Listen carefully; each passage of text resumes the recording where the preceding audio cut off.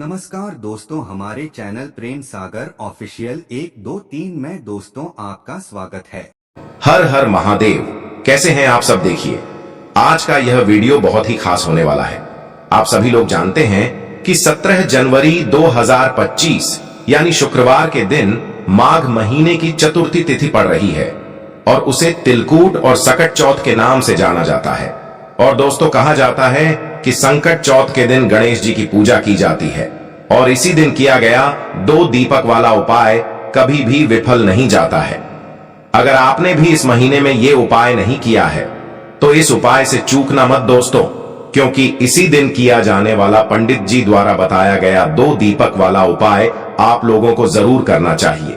क्योंकि दोस्तों, ये एक ऐसा उपाय है जो कि इस उपाय को करने के बाद दोस्तों आपको फिर कोई और उपाय को करने की जरूरत नहीं है, क्योंकि सबसे बड़ा और सबसे नया ये उपाय पंडित जी ने अपनी अभी की शिव पुराण की कथा में ही बताया है। मैं जिस उपाय को आज हम आपको बहुत अच्छे से समझाने वाले हैं, इस वीडियो को देखने के बाद इस उपाय को समझने के लिए आपको कोई और वीडियो को देखने की जरूरत नहीं पड़ेगी। तो चलिए दोस्तों, उपाय को शुरू करते हैं। देखिए, यह दिन इतना खास होता है, इतना महत्वपूर्ण होता है। देखा गया है कभी कभी बड़े बड़े पूजा पाठ अनुष्ठान से जो मनोकामना पूर्ण नहीं होते, 17 जनवरी 2025 संकट चौथ के दिन एक छोटे से उपाय करने से ही आपकी मनोकामना पूर्ण हो जाती है। और बहुत सारे लोगों ने इस उपाय को किया भी है और उनको इस उपाय को करने का फल भी जरूर मिला है। अगर आप लोग भी इस उपाय को शुक्रवार के दिन करना चाहते हैं तो आप इस उपाय को पहले अच्छे से समझ लेना, सुन लेना, उसके बाद करना। आपको इस उपाय का फल जरूर मिलेगा। और इस उपाय को कर लेने से आपके घर में चाहे किसी भी प्रकार की दुख और समस्या क्यों ना चल रही हो, चाहे आपको उसका कारण भी नहीं पता है कि भाई यह समस्या किस कारण से चल रही है, उसका कुछ भी कारण हो सकता है, जैसे पितर दोष हो सकता है या किसी भी तरह का मंगल दोष भी हो सकता है, और भी बहुत तरह के दोष होते हैं, कुछ भी हो सकता है।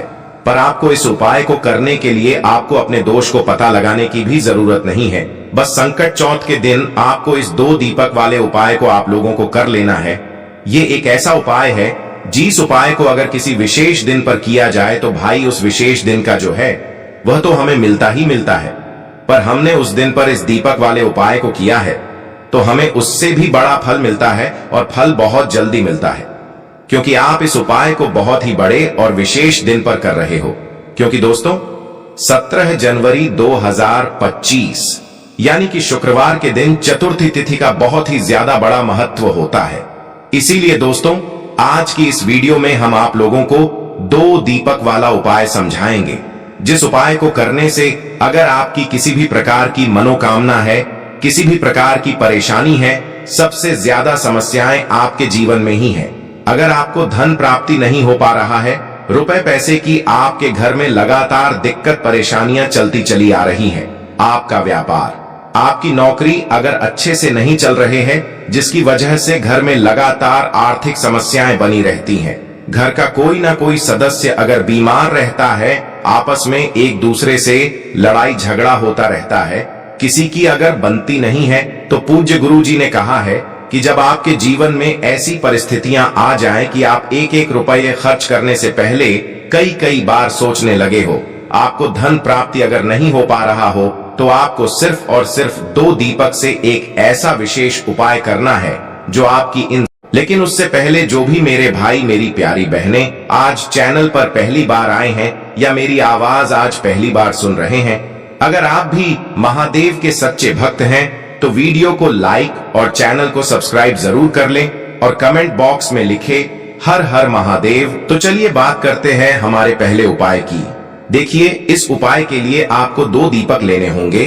दोनों ही दीपक आप मिट्टी के भी ले सकते हैं और दोनों ही दीपक आप शुद्ध आटा मढ़कर उनके भी तैयार कर सकते हैं। अब दोस्तों, दोनों ही दीपक के अंदर आपको शुद्ध घी का प्रयोग करना होगा और एक दीपक के अंदर आपको गोल रुई की बाती का प्रयोग करना होगा और एक दीपक के अंदर आपको लंबी बाती का प्रयोग करना होगा। लंबी बाती वाले दीपक के अंदर आप मौली वाला जो धागा आता है कलावा का, उसकी बाती का प्रयोग भी आप लंबी बाती वाले दीपक के अंदर कर सकते हैं। देखिए, 2 दीपक वाला ये चमत्कारी उपाय केवल शुक्रवार की रात्रि में ही किया जाता है। इसीलिए आपको इस उपाय को बहुत ही ध्यान से समझना। इसी के साथ में आपको एक चुटकी काले तिल के दाने लेना है और इसी के साथ में आपको मात्र एक चुटकी हल्दी भी लेनी होगी।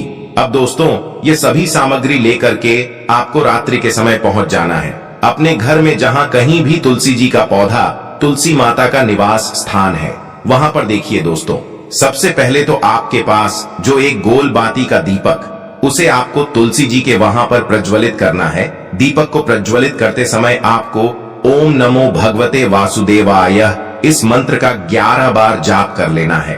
अब देखिए दोस्तों, आप जो एक चुटकी काले तिल के दाने लेकर के आए हैं, उन्हें आपको अपने सीधे हाथ में रखना है और जो आपने गोल बाती वाला दीपक प्रज्वलित किया है माता तुलसी जी के वहां पर, उसके ऊपर से आपको इन एक चुटकी काले तिल को गड्ढी की दिशा में घुमाना है। आपको अपना नाम और अपनी गोत्र को बोल देना है और फिर आपको इन काले तिल को उससे जलते हुए दीपक के अंदर डाल देने हैं। देखिए, काले तिल भगवान विष्णु के पसीने से उत्पन्न हुए हैं और जब भी हम यह दीपक नवमी की रात्रि में प्रज्वलित करते हैं तो इससे हमें हमारे कर्ज में राहत मिलती है, हमारे जीवन में धन प्राप्ति के नए नए मार्ग खुलते हैं। हमारा अगर कोई भी कार्य रुका हुआ है तो वह भी परिपूर्ण होता है। देखिए, गोल बाती का जो दीपक है, विशेषकर हम माता तुलसी के वहां पर भगवान विष्णु और माता लक्ष्मी के निमित्त प्रज्वलित कर रहे हैं। इस प्रकार से आपको ये दीपक प्रज्वलित कर देना है। अब जो आपके पास लंबी बाती का दीपक है, एक चुटकी हल्दी है, तो इससे आपको लेकर के पहुंचना है अपने घर के मंदिर में। आपके घर के मंदिर में माता लक्ष्मी की जो भी प्रतिमा ही मूर्ति है, उनके सामने सबसे पहले तो आपको ये लंबी बाती का दीपक रखना है। फिर आपको दीपक को प्रज्वलित कर देना है। दीपक को प्रज्वलित करते समय आपको ओम महालक्ष्मी नमः इस मंत्र का जाप करते रहना है। अब दोस्तों, आपके पास जो एक चुटकी हल्दी है, उसे आपको अपने सीधे हाथ में रखना है और इस एक चुटकी हल्दी को आपको उस दीपक के ऊपर से 11 बार घड्डी की दिशा में घुमाना है और आपको ओम महालक्ष्मी नमः मंत्र का जाप करते रहना है और इस एक चुटकी हल्दी को आपको उसे दीपक के अंदर डाल देना है। देखिए, एक चुटकी हल्दी वाला जो दीपक है आपके जीवन से दुर्भाग्य को समाप्त करता है, माता लक्ष्मी की आपको कृपा प्राप्त करवाएगा, धन प्राप्ति के आपके जीवन में नए नए मार्ग बनाएगा। देखो, अगला उपाय है वो भी बहुत ज्यादा खास है। तीनों उपाय को आप जरूर सुनना, क्योंकि जो आपको अच्छा लगे वो उपाय आप कर सकते हैं। देखिए, इस उपाय के लिए आपको 2 हरी इलायची लेनी होगी। हरी इलायची आपको साबुत लेनी है, खंडित नहीं होनी चाहिए। और इसी के साथ में आपको मात्र थोड़ा शहद लेना है। शहद आपको मात्र आधा चम्मच या फिर उससे भी कम ले लेना है और इसी के साथ में आपको एक दीपक ले लेना है। दीपक आप चाहे तो मिट्टी का भी ले सकते हैं और आप चाहे तो शुद्ध आटा मढ़कर उसका दीपक भी आप तैयार कर सकते हैं। इस दीपक के अंदर आपको मौली का जो धागा आता है, कलावा का, उसकी बाती का प्रयोग करना होगा। यानी कि इस दीपक के अंदर आपको लाल रंग की बाती का प्रयोग करना होगा और इस दीपक के अंदर आपको शुद्ध घी का प्रयोग करना होगा। अब ये सारी सामग्री लेकर के आपको अपने घर में जो भी मंदिर है वहां पर पहुंच जाना है और आपको माता लक्ष्मी के किसी भी स्वरूप के सामने बैठ जाना है। अगर माता लक्ष्मी की फोटो है, माता लक्ष्मी की प्रतिमा है, तो उनके सामने आपको बैठ जाना है। अगर माता पार्वती की प्रतिमा है तो उनके सामने आपको बैठ जाना है, यानी कि किसी भी माता के स्वरूप के सामने आपको बैठ जाना है। अब देखिए, सबसे पहले तो आपको माता रानी के सामने थोड़ी सी चावल की ढेरी बना देनी है, यानी कि थोड़ी सी अक्षत के दाने आपको माता रानी के सामने रखना है। उसके बाद आप जो एक दीपक लेकर के गए हैं, उस दीपक को आपको उन्हीं चावल के दानों के ऊपर रख देना है और फिर इस दीपक को आपको माता रानी के सामने प्रज्वलित कर देना है। देखें, इस दीपक को प्रज्वलित करते समय आपको ओम महालक्ष्मी नमः इस मंत्र का लगातार जाप करते रहना है। दीपक को प्रज्वलित करने के बाद आप जो 2 हरी इलायची लेकर के गए हैं, उसमें से एक हरी इलायची को तो आपको उसी दीपक के अंदर डाल देनी है और वहीं पर आपको कम से कम 21 बार ओम महालक्ष्मी नमः इस मंत्र का जाप कर लेना है। अब आपके पास जो शहद है और एक हरी इलायची है, उसे सीधे आपको लेकर के पहुंच जाना है। भगवान शिव के मंदिर में पूज्य गुरु जी ने बताया है कि यह उपाय आपको सिर्फ और सिर्फ शाम के समय ही करना होगा। शाम को जब भी सूर्यास्त का समय होता है तो उस समय आपको ये उपाय करना है। लेकिन सबसे पहले तो आपके पास जो एक हरी इलायची है उसे आपको उस शहद के अंदर अच्छे से डुबो देना है, यानी कि शहद का लेपन उसे हरी इलायची के ऊपर चारों तरफ आपको कर देना है। अब यह जो शहद से युक्त हरी इलायची है इससे आपको भगवान शिव के शिवलिंग पर अर्पित कर देनी है और आपको वो श्री शिवाय नमस्तुभ्यम इस मंत्र का लगातार जाप करते रहना है। फिर इसके बाद आपको एक लोटा जल भी अपने साथ लेकर के जाना, तो यह एक लोटा जल भी आपको धीरे धीरे शिवलिंग पर समर्पित कर देना है और आपको श्री शिवाय नमस्तुभ्यम इस मंत्र का जाप करते रहना है। फिर इसके बाद आपको अपने घर आ जाना है। इस प्रकार से आपको ये उपाय कर लेना है। तो चलिए दोस्तों, जान लेते हैं गुरुजी द्वारा बताए गए दूसरे उपाय के बारे में। देखिए, इस उपाय के लिए आपको लेना है 11 चावल के दाने। गुरुजी ने कहा है चावल के दाने खंडित नहीं लेने हैं, बिल्कुल साबुत होने चाहिए। उसके साथ में आपको लेना है एक बेलपत्र। बेलपत्र का भी एक नियम है, अगर आपके पास बेलपत्र नहीं है तो आप शिवलिंग से उठाकर उसको पुनः शुद्ध जल से धोकर इस्तेमाल कर सकते हैं। इस प्रकार आपको बेलपत्र लेना है। इसके बाद आपको एक लोटा जल लेना है। अब ये सब सामग्री लेकर आपको जाना है महादेव के मंदिर में। देखो, अब आपको उत्तर साइड में खड़े हो जाना है और सबसे पहले आपको एक बेलपत्र अपने हाथ पर और 11 चावल दाने रखकर शिवलिंग के ऊपर अपना नाम और गोत्र बोलते हुए समर्पित कर देना है और ओम नमः शिवाय श्री शिवाय नमस्तुभ्यं का लगातार जाप करना है।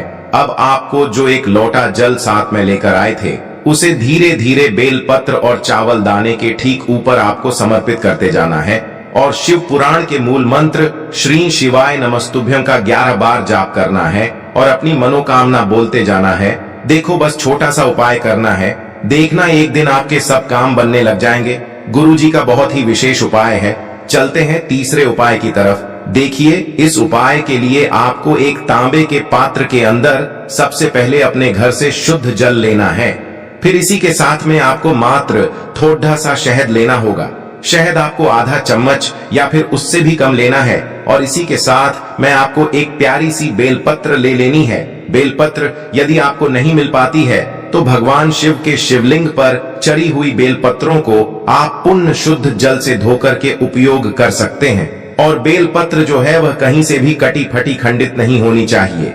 अब ये तीनों सामग्री लेकर के सीधे आपको पहुंच जाना होगा भगवान शिव के मंदिर में। ये उपाय सुबह से लेकर के शाम तक किसी भी समय कर सकते हैं। देखिए, सबसे पहले तो आपके पास जो शहद है उससे आपको अपने सीधे हाथ की चींटी उंगली के जो पास वाली उंगली होती है अनामिका उंगली, उसमें थोड़ा सा शहद आपको लेना है और इससे फिर आपको शिवलिंग पर जहां माता सुंदरी का स्थान होता है वहां पर आपको ओम का निर्माण करना है। लेकिन जलाधारी के बिल्कुल बीच में जो स्थान होता है उससे माता अशोक सुंदरी का स्थान कहते हैं और इसी स्थान पर आपको शहद से ओम का निर्माण करना है। अब दोस्तों, आपके पास जो एक बेलपत्र है उससे आपको अपने सीधे हाथ की हथेली पर रखना है और महादेव से आपको अपनी वह विशेष मनोकामना, आपके जीवन में जो भी संकट चल रहे हैं, जो भी समस्याएं चल रही हैं, जो भी जीवन में दुर्भाग्य बना हुआ है, आप अपने किसी भी कार्य में सफल नहीं हो पा रहे हैं, तो जिस भी प्रकार की आपकी समस्या है उसे दूर करने के लिए आपको महादेव से प्रार्थना कर लेनी है और फिर यह जो एक बेलपत्र है इससे आपको शिवलिंग पर माता अशोक सुंदरी वाले स्थान पर समर्पित कर देनी है। देखिए, जहां पर आपने ओम का निर्माण किया है उसी के ऊपर आपको ये बेलपत्र भी समर्पित कर देनी है। देखिए, बेलपत्र की चिकनी साइड का हिस्सा शिवलिंग से स्पर्श होगा और इसकी जो डंडी है वो आपको जलाधारी की ओर रखनी है। पत्ती वाला भाग शिवलिंग की तरफ रहेगा। इसी प्रकार से आपको यह बेलपत्र समर्पित कर देनी है। अब दोस्तों, आपके पास जो एक जल का पात्र है उसमें से थोड़ा सा जल तो आपको बेलपत्र की जो आगे वाली पत्ती है उस पर आपको समर्पित करना है और आपको श्री शिवाय नमस्तुभ्यं इस मंत्र का जाप कर लेना है। फिर उस पात्र के अंदर जो जल बचेगा उसे पूरा आपको भगवान शिव के शिवलिंग पर धीरे धीरे समर्पित करते जाना है और लगातार आपको शिव महापुराण के मूल मंत्र श्री शिवाय नमस्तुभ्यं इस मंत्र का जाप करते रहना है। गुरुजी ने कहा है कि जल आपको इतने धीरे धीरे समर्पित करना है कि जल समर्पित करते हुए आप कम से कम 11 बार श्री शिवाय नमस्तुभ्यम या फिर ओम नमः शिवाय इस मंत्र का जाप कर सके। फिर इसके बाद वापस आपको अपने घर आ जाना है। इस प्रकार से आपको ये उपाय कर लेना है। आप देखेंगे कि आपकी सभी मनोकामनाएं अवश्य ही पूरी होंगी। ये उपाय आपको अवश्य करने हैं। इस वीडियो तो चलिए दोस्तों जान लेते हैं सबसे पहले उपाय के बारे में, जो कि है तुलसी जी के पत्तों का बहुत ही चमत्कारिक उपाय। देखिए, हम सभी के घरों में माता तुलसी का पौधा अवश्य ही होता है। तो देखिए, हमें तुलसी जी के पौधे से सबसे पहले तो 3 पत्ते तोड़ने हैं। तो देखिए, तुलसी जी के आपको 3 पत्ते तोड़ लेने हैं और इन तुलसी जी के पत्तों को तोड़ने के बाद आपको एक छुटकी हल्दी भी अपने साथ में लेनी है। हल्दी के अंदर आपको जल मिलाकर के पेस्ट के रूप में तैयार करना है और इसी के साथ में आपको एक दीपक भी लेना होगा। दीपक आप मिट्टी का भी ले सकते हैं, आटे का भी ले सकते हैं और इस दीपक में आपको शुद्ध घी डाल करके इसमें आपको लंबी रुकी बाती का प्रयोग करना है। देखिए दोस्तों, आपके पास है 3 तुलसी जी के पत्ते। तो पहला जो तुलसी जी का पत्ता है उस पर आपको सबसे पहले तो जो आपने हल्दी ली है उसकी एक बिंदी लगानी है। और पहला जो तुलसी जी का पत्ता है, आपके घर में भगवान विष्णु का चाहे कोई सा भी स्वरूप हो, चाहे लड्डू को गोपाल जी का स्वरूप हो या फिर भगवान कृष्ण की आपके मंदिर में प्रतिमा हो या फिर भगवान श्री राम की प्रतिमाएं, उनके सामने आपको पहला तुलसी जी का पत्ता अर्पित करना है। अब देखिए दोस्तों, आपके पास जो 2 तुलसी जी के पत्ते हैं और आपके पास जो एक दीपक है, इन्हें आपको लेकर के पहुंचना है अपने ही घर में तुलसी जी के पौधे के पास में। देखिए, सबसे पहले तो आपके पास जो 2 तुलसी जी के पत्ते हैं उन पर भी आपको हल्दी की एक एक बिंदी लगानी है और उन दोनों ही तुलसी जी के पत्तों को आपको अपने घर में तुलसी जी के पौधे के वहां पर ही अर्पित कर देने हैं। और इस प्रकार से यह दोनों पत्ते भी तुलसी जी के पौधे के पास में अर्पित करने के बाद अंत में जो आपके पास एक लंबी बाती का दीपक है, इसे आपको तुलसी जी के पौधे के पास में ही प्रज्वलित कर देना है। जो भी व्यक्ति अपने ही घर दिन इस प्रकार से तुलसी जी के 3 पत्तों का यह उपाय कर लेता है तो उसका परिवार हमेशा खुश रहता है। उसके परिवार में कभी भी कोई भी संकट उत्पन्न नहीं होता है और यदि आपके घर में जो भी ग्रह क्लेश हैं वह भी समाप्त होते हैं। तो इस प्रकार से आपको यह पहला उपाय करना है। दोस्तों, वीडियो पसंद आया तो हमारे चैनल को सब्सक्राइब जरूर करें और कमेंट में हरि विष्णु जरूर लिखें।